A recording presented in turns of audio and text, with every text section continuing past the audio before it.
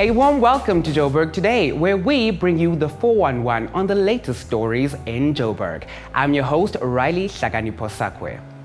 2016 is a new year, but even in the new year, some old problems seem to be creeping up.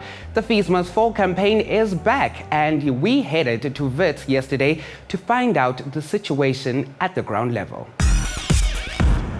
With the start of 2016 comes the start of the new varsity school year and registration.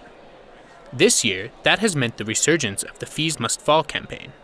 It was the first day of registration for most students returning today. We've had some disruptions to the registration and enrollment process, but the registration and enrollment processes continue. We are assessing the situation at the moment. The hold-up is because the fees office remains shut. We're looking at whether we should reopen that. There are different student groups. There is the SRC, but they look like there are other student groups as well. Management did try to engage with the students this morning, and they said they would contact us when they were ready with their demands. They're protesting for free, quality higher education, and we support their call for that, for their quest for that. The question is, where are the resources coming from at this stage? While the students have not made any formal demands, the rhetoric surrounding the protest focuses mainly on financial exclusion. Wits University has already waived their registration fees, and the next steps to resolve students' grievances will come following a formal meeting between the university and student leaders. On the financial exclusions, we have looked at some of our systems here, and we have agreed that there will be no upfront payment, there will be no registration fee. People can come in, enroll, register without paying anything. The first installment, which was due at the end of January 2016, will now be due at the end of March 2016. At Wits this year, we've had 70,000 applications for normally 5,500 spaces. We've increased that now to 6,200 spaces to give people more access to higher education. But that's the maximum we can take. We are bursting at the seams. This is a national imperative. We've got a functional higher education system on the continent. Let's make it work. Let's see how we can expand it. I'm Samuel Gebhardt for Joburg Today.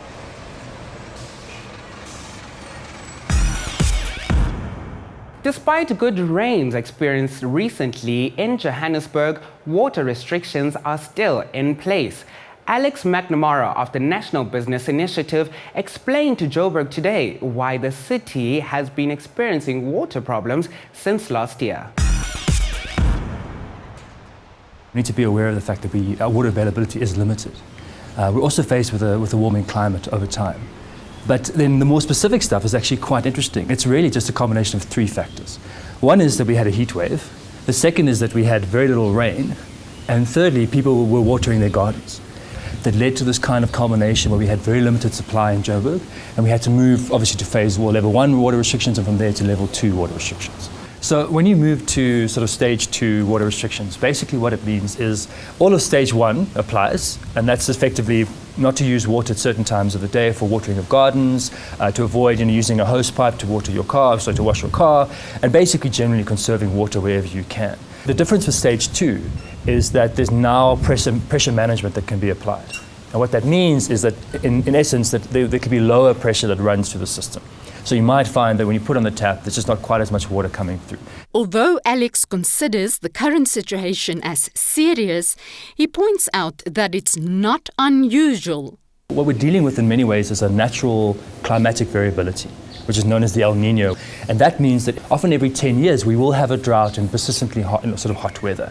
And that's a natural sort of climatic event that we have to live with, basically. But on the other hand, we know that we waste a lot of water in this country, for example, and in Gauteng as well.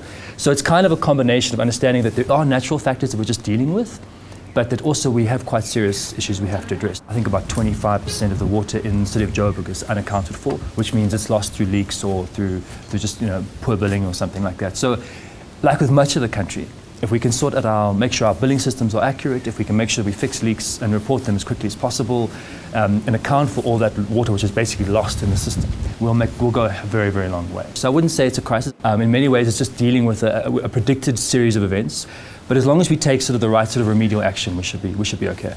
Both national and provincial governments have announced plans to deal with the countrywide drought. And a lot of this stuff that we know needs to be done or is being done already, but it's just packaged for us to understand. So a lot of it's around water reuse. So if we do that, we will have a much more secure water future. Water conservation is another key aspect.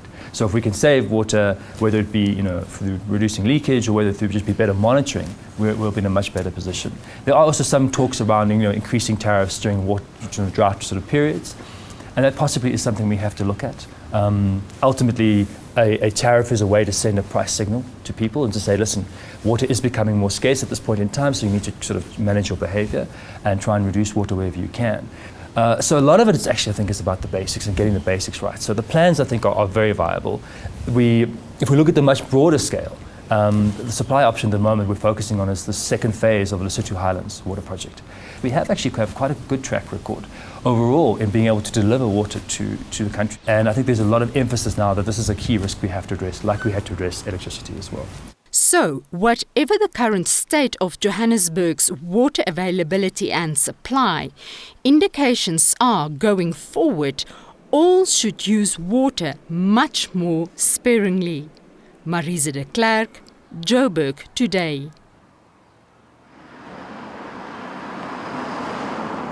What's up, everyone? It's your boy DJ Sab with the best thing ever from YFM 99.2, and you are watching Joburg Today. Join the conversation on our Facebook page, that's JoburgToday.tv. Follow us on Twitter at JoburgToday. And if you're one of those people who are constantly on the move, then you can catch us on PocketTV.mobi. That's Pocket with an I. With the recent heat wave, South Africa is in grips with the worst drought in 30 years. Thanks to a natural weather phenomenon known as El Niño, livestock and people alike are dying due to the lack of rainfall and evaporating levels which have arisen. The spirit of Ubuntu has awakened yet again in the form of Operation Hydrate, an initiative started by local Joburgers that has seen water being distributed to places faced with this devastation. Although we've already distributed 350,000 litres of water, we should be reaching 400,000 litres shortly. The situation is still dire. We plan to drop we plan to drop 1 million litres of water. But we know that we're offering them some relief. We're not offering a solution. We're trying to ensure that wherever we are giving out water, we've got representatives from our group, we've got volunteers from our group that are assisting in distributing that water. The South African police have been wonderful in the areas that we've already assisted.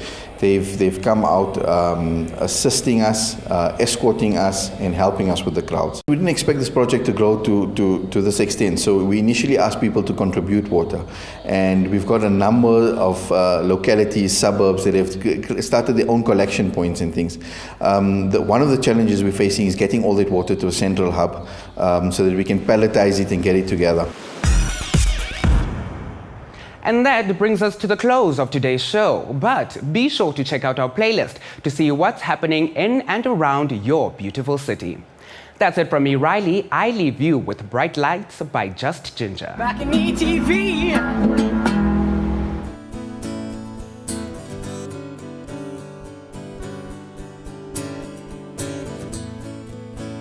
You can only find the great white light when you're not looking, and you should only look when you're willing to see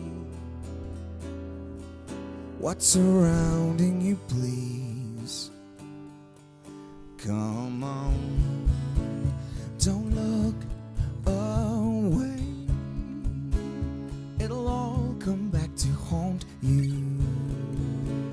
You owe it to yourself, you owe it to believe in you. You can take control again. You can be the change, my friend, when you see through who you are. You can have it all. You can become whole again. You know that's what you need. You know that's what you want. And yet you find another, baby. You can wait patiently, and you will see there is love in your heart. Come on, don't look away. It'll all come back to haunt you. You owe it to yourself. You owe it to believe in you. You can take control again. You can be the change, my friend. If you see through who you are, you can have it all. You can become whole again. You know that's what you need. You know that's what you want. You know that's what you are.